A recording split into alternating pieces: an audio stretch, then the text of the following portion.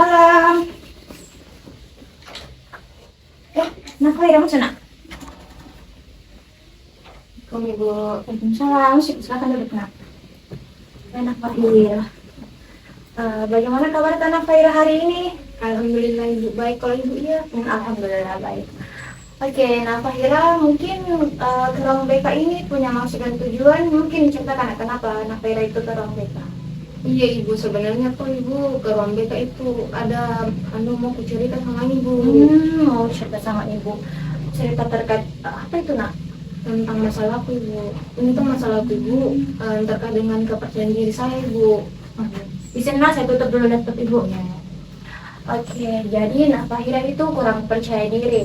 Tapi mungkin Nafahira ceritakan nak, bagaimana permasalahannya. Tapi Ibu tidak tersebar luas Ibu. Oh iya, oke. Nah, jadi bagi Nafahira harus tahu bahwa guru BK itu sudah diikat yang namanya kode etik. Nah, kode etik itu termasuk asas kerahasiaan. Jadi, guru BK itu menjunjung tinggi yang namanya asas kerahasiaan. Apapun informasi yang diberikan Nafahira, Ibu tidak akan sebarluaskan nak. Jadi, Nafahira tidak boleh takut untuk menceritakan apapun permasalahan Nafahira. Oh, jadi tidak tersebar luas gini Bu. Iya. Nah, jadi selain dari asas kerahasiaan Nafahira, ada juga yang namanya asas keterbukaan. Nafahira itu harus terbuka ketika melakukan proses konseling kita sebentar. Dan selain itu, ada juga yang namanya asas kesukarelaan. Nah, karena Nafahira itu ke ruang BK bukan karena unsur paksaan dari Ibu, karena kemauan sendiri dari Nafahira. Jadi, Nafahira itu tidak boleh lagi merasa terasingkan atau merasa diabaikan dari Ibu, karena sekarang itu Nafahira harus terbuka dan sukarela dalam menceritakan permasalahan Nafahira. Apa Nafahira sudah tahu nak? Iya Bu, sudah tahu Ibu. Oke, nah sekarang mungkin Nafahira tuh kesini sudah belajar apa nih di kelas? Tadi Ibu belajar matematika, tapi kan gurunya tidak datang karena sakit. Nah kebetulan juga selesai tugasku. Nah saya berinisiatif nih tuh ke ruang BK Ibu. Tapi sebelumnya nak sudah minta izin sama kata kelas atau sekretaris di kelas? Oh iya Bu, sudah minta dia. Oh baik, nah. Jadi begini Nafahira, terima kasih banyak ya Nafahira karena sudah mau datang ke ruang BK dan punya inisiatif sendiri datang ke ruang BK untuk mau menceritakan permasalahan Nafahira. Tapi sebelumnya Nafahira, saya mau tanya dulu, apakah Nafahira ini sedia dalam melakukan proses konseling kita pada hari ini? Iya Bu, bersedia Bu. Oke, karena Nafahira ini sudah bersedia, maka tujuan kita pada kesempatan kali ini bekerja sama dalam menyelesaikan permasalahan Nafahira dan mencari solusi dari permasalahan Nafahira. Nah, karena Nafahira sudah sedia, maka saya mau tanya dulu bagaimana kesepakatan dari kontrak waktunya. Kalau dari Ibu dan sepengalaman Ibu itu biasanya pada saat melakukan proses konseling waktunya itu sekitar kurang lebih 40 menit, tapi saya kembalikan lagi kepada Nafahira bagaimana kesepakatannya atau bagaimana ada tidak saran-saran yang diberikan kepada Ibu waktunya. 40 menit Ibu, saya rasa sudah cukup nih Bu. Cukup. Oke, setelah itu karena Nafahira sudah sepakati waktunya dan sudah sedia, saya mau tanya dulu posisi duduk Nafahira mau di sini atau di sini saja nak? Di sini saja Bu. Ayo, nyaman ya nak? Iya Bu. Ya nyaman. Oke, karena Nafahira sudah sedia, sudah menyepakati waktu dan sudah nyaman dalam menceritakan kepada Ibu. Sekarang mungkin kita mulai ya nak proses konseling kita pada kesempatan kali ini. Iya Bu. Oke nak, sekarang kita mulai ya proses konseling kita hari ini. Dari cerita Nafahira tadi, bahwasanya Nafahira itu pernah kurang percaya diri. Coba ceritakan nak, kurang percaya diri seperti apa yang Nafahira alami? Begini Ibu, kalau presentasi atau Ibu belum ini mulai presentasi Ibu, ada itu di pikiranku kayak pikiran-pikiran negatif Ibu. Jadi sebelum presentasi itu gugup memang Mak. Ini udah kayak bagaimana di kalau di pikiranku itu kayak ini pikiranku selalu bilang kalau saya itu tidak bisa ya, selalu bodoh, takut kayak begitu Ibu. Oke. Berarti Nafahira itu merasa gugup dan cemas ketika berbicara di depan umum dan takut berbuat kesalahan. Ibu mau tanya, apakah Nafahira ini sudah alami hal seperti itu nak? Kalau pernah, coba ceritakan lebih dalam. Iya Bu, bukan cuma 1 kali atau 2 kali Bu, sering sebenarnya ini masalah, apalagi selalu kalau presentasi Bu begitu ya. Oke. Berarti Ibu mau tanya, ini kurang percaya diri Ki dari awal kapan dan terakhir kapan nak, Faira? Awalnya itu butuh waktu SMP, nah waktu SMP kan itu, waktu SD tuh tidak anu ja, masih percaya diri ja. SMP ini Bu kelas 2, nah waktu kelas 2 itu kan ada presentasi bahasa Inggris. Iya. Kita aja tahu Ibu kalau Iya, bahasa iya. Inggris susah Betul, sekali betul. penyebutannya Iya, ya. iya. Di situ Terus? anu mak, ku presentasi kami anu ku tugasku Ibu, tapi memang salah di situ kata-kata aku jadi nang ketawai Kak semua temanku Ibu. Terus ini juga guru bahasa Inggrisku kayak bagaimana di yang ketawa Kak juga Ibu, jadi iya. di situ mi tidak percaya diri ya Ibu. Oke nak, begini nih, paham sekali Kak nak, memang itu orang, apalagi nak Faira alami sendiri, ketika berbicara di depan umum itu rasa gugup dan cemas itu hal wajar Jina. Apalagi kita tahu semua orang, tidak, bukan sih semua orang, tapi sebagian orang itu ketika berbicara di depan umum merasa gugup. Tapi dari cerita nak Faira tadi itu ada pikiran-pikiran negatif yang muncul ketika sebelum maupun pada saat melakukan presentasi. Apakah dengan pikiran-pikiran negatif itu termasuk salah satu faktor penyebab dari gugupnya Nafahira? Ya Ibu, itu kurasa memang salah satu faktornya, faktor penyebab utamanya Ibu. Karena sebelumku itu presentasi ada yang muncul itu pikiran-pikiran begitu ke Ibu, kayak tidak bisa ini, kalau salah pasti ini, nah ketawa temanku. Baru kalau salah ini pasti tidak mau nih bakut kelompok sama saya ini temanku karena bodoh Kak begitu. Oke nak Faira, Nabi jadi begini, dari cerita nak Fahira itu ada pikiran-pikiran negatif yang dapat muncul. Jadi coba Ki hentikan Ki pikiran-pikiran negatif itu. Coba Ki rubah Ki pikiran-pikiran tak menjadi pikiran-pikiran positif. Kayak tadi Nafahira tuh bilang kalau sebelum melakukan presentasi pikiran negatif Ki bahwa temanku ini bakalan cari kesalahanku pada saat melakukan Kak presentasi. Coba Ki rubah Ki dari misalnya sebelum presentasi Kak ini ada persiapan yang saya buat. Harus Kak bagaimanapun apapun kesalahanku harus Kak belajar dari kesalahan itu menjadi lebih baik. Nah coba Ki rubah itu dari pikiran-pikiran tak yang negatif menjadi pikiran-pikiran yang positif. Bagaimana nah kalau dari hal itu bisa jadi lebih percaya diri lagi ke depannya? Memang iya Ibu, sebelum presentasi itu selalu memang belajar Ibu. Tapi begitu Ibu, pikiranku ini selalu mengganggu kayak.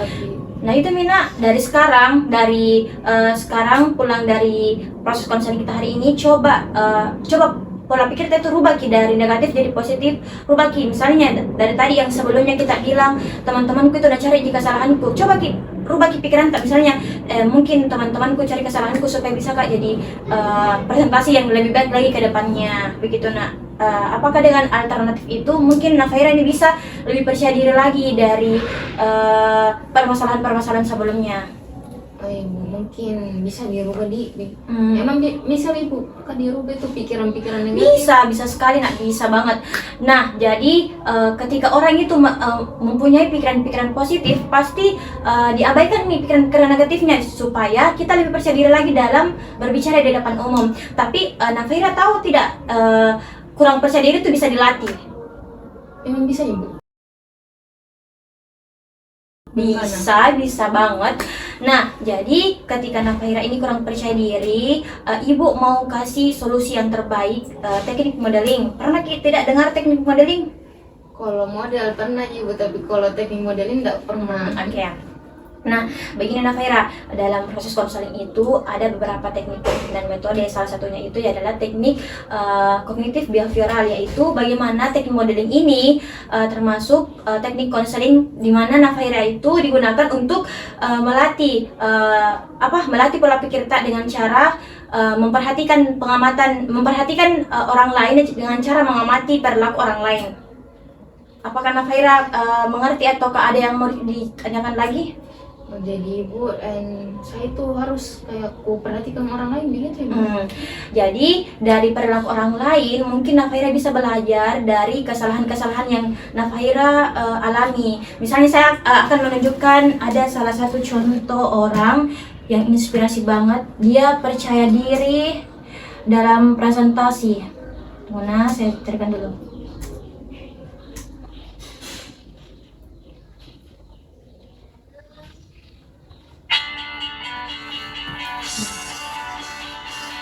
Oke, sebelumnya saya jelaskan dulu. Nah, jadi teknik modeling ini di mana Fahira itu harus amati orang inspirasi yang percaya diri dalam berbicara di depan umum. Nah, dari sini Fahira banyak belajar terkait dengan kesalahan-kesalahan yang mungkin Fahira itu merasa kesalahan-kesalahan yang menurut teman-temannya itu bahwasanya ini kesalahan Fahira. Mungkin dari sini bisa Fahira amati apa saja yang harus diperbaiki dari kesalahan-kesalahan sebelumnya. Nah, ini salah satu orang inspirasi banget menurut saya, dan Fahira ini bisa amati dari sini. Dan sekarang itu saya mau tanya dulu ke Fahira, apakah Fahira ini sedia dalam menonton video atau mengamati video ini? Iya Ibu, sedia Ibu. Oke, sekarang saya mulai Ibu.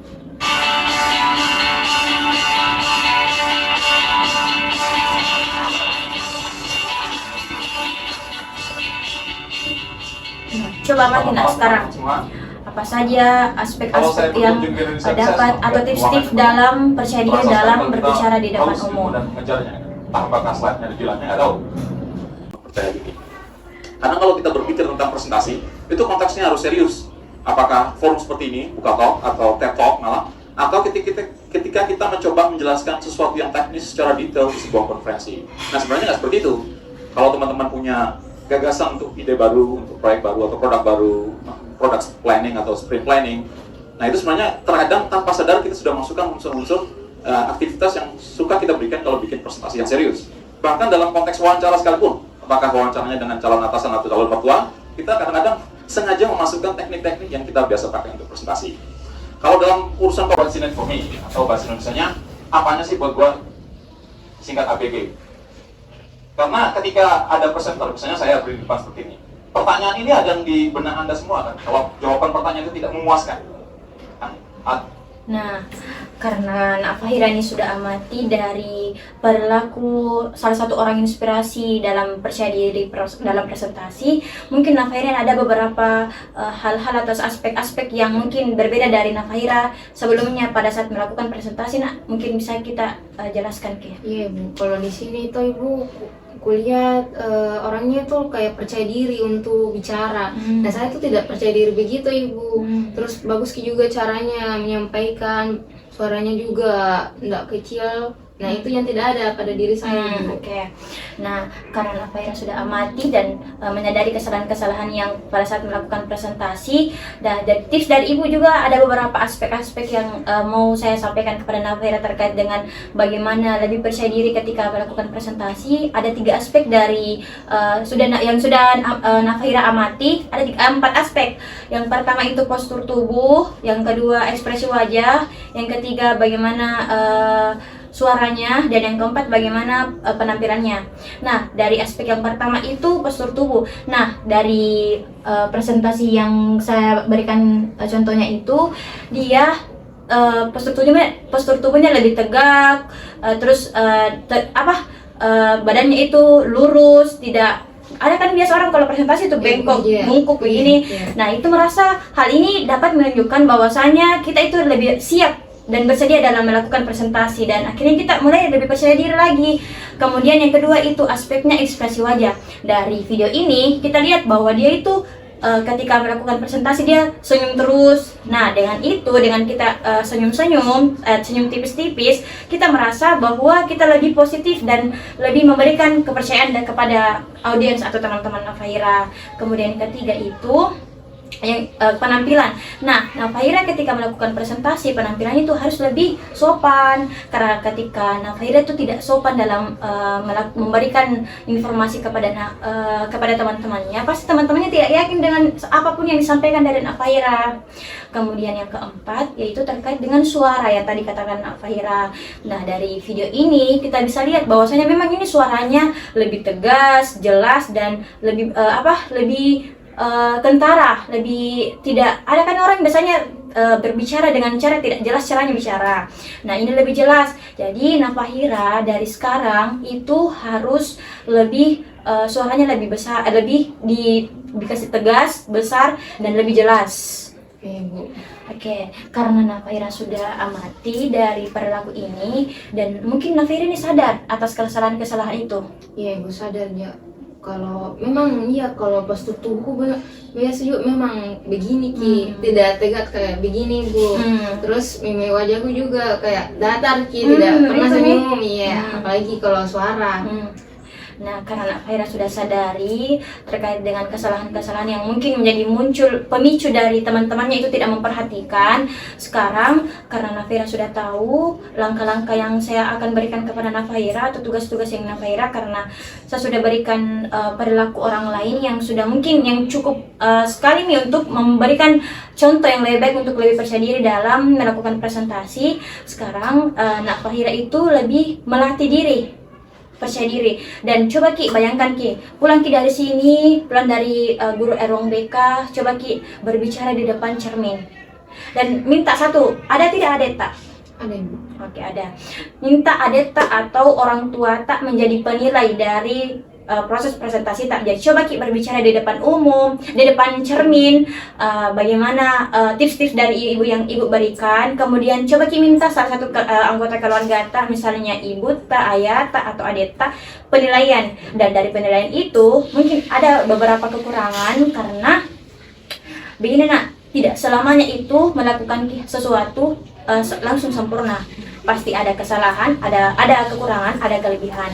Nah, dari kekurangan itu coba Ki berlatih terus dari hari demi hari, pasti akan menjadi lebih baik.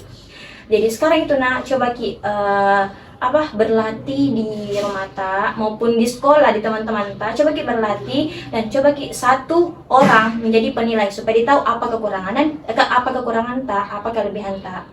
Begitu Nak. Mungkin dari yang ibu jelaskan atau ibu berikan alternatif solusi, apakah Nak Fahira ini setuju dengan solusi-solusi yang ibu berikan? Saya rasa saya setuju Ibu, terkait dengan memang harus lebih banyak berlatih, apalagi dari tips Ibu itu bilang kalau harus Ki dulu berlatih di depan cermin, dan sama harus ada kayak penilai adekku kak, bapakku ya, merasa begitu Ibu. Karena sekarang ini Nak Fahira sudah tahu apa yang harus dilakukan dan apa yang harus diperbaiki. Sekarang mungkin Nak Fahira ada lagi yang mau kita ceritakan, atau apa, ada permasalahan-permasalahan apa yang mau diceritakan Nak? Dan saya rasa itu ya Ibu. Iya, karena Mami juga masuk. Oke. Oke Nak, karena kita juga lihat waktu dia hampir kurang lebih 2 menit lagi, kita akhiri ya proses wawancara kita hari ini. Tapi sebelumnya saya mau tanya dulu, bagaimana kesimpulan dari proses konseling kita hari ini? Kesimpulannya Ibu, memang tidak ada yang sempurna ketika ini. Terus harus Ki banyak belajar. Nah, ada juga tips-tips dari Ibu tentang yang harus diperhatikan itu ketika presentasi, kayak postur tubuh, mimik wajah, senyuman, sama suara. Terus apalagi tuh triknya itu kayak harus Ki berlatih di depan cermin dulu. Terus ada penilai dari orang-orang terdekat lah, kayak ayah, ibu, begitu Ibu. Terus intinya Nak, yang terkait dengan pikiran-pikiran tak yang sebelumnya, mungkin bisa Ki bagaimana ke depannya? Mungkin bisa Kak lagi berpikiran positif dulu Ibu. Terus bisa Kak ubah dulu pikiran negatifku sebelum presentasi Ibu, begitu. Oke Nak, karena Nak Fahira sudah tahu apa yang harus dilakukan. Sekarang mungkin bagaimana perasaan Nak sebelum melakukan proses konseling dan setelah melakukan proses konseling kita hari ini? Perasaan saya itu sebelum melakukan proses konseling merasa kayak banyak beban pikiran. Nah, setelah melakukan ini kayak ada pencerahan sedikit, ada kayak tips-tips bisa kalian bantu begitu Ibu. Ya, Oke Nak, begini ya, semangat Nak Fahira. Memang permasalahan itu ada, semua tuh manusia pasti mengalami permasalahan.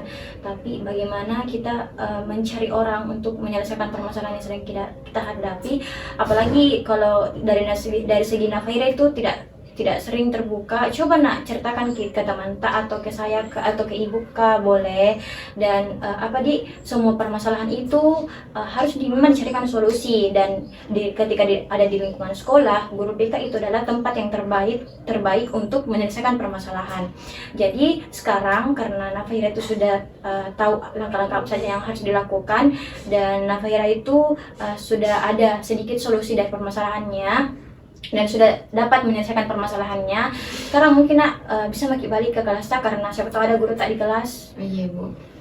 Kalau begitu Ibu, saya izin pamit Ibu. Iya. Terima kasih Ibu karena Iya. sudah meluangkan waktunya Oke Ibu. nak, iya. Oke. Assalamualaikum Ibu. Hati-hati nak, waalaikumsalam. Iya.